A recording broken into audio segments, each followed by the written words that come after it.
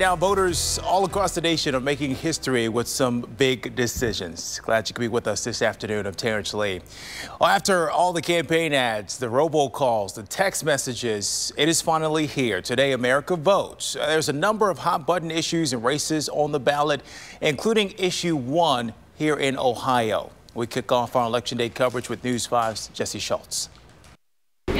People are making the time to get out and cast their votes today before the polls close at 7:30, as Ohio has several races that are extremely tight, including the governor's race and congressional seats up for grab. There's one statewide issue on the ballot, appropriately named Issue 1, and it would change Ohio's constitution when it comes to criminal justice. Here's some of what would happen if it passes.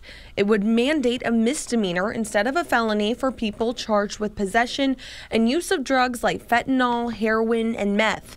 They'd also avoid jail time unless it's their third offense within 2 years.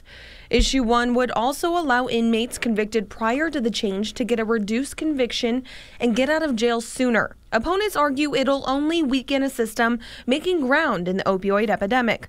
But supporters say it'll keep low-level offenders out of jail and get them into rehab. People think it's going to affect offenses of violence, and they think it's going to affect drug trafficking charges. And this is really focused on the lower-level drug offenses. It is an epidemic, and lessening our drug laws and making them some of the most lax drug laws in this country is not the path.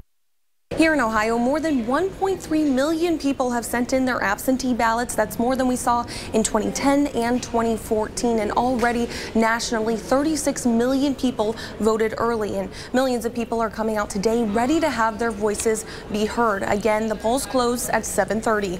In Cleveland, Jesse Schultz, News 5.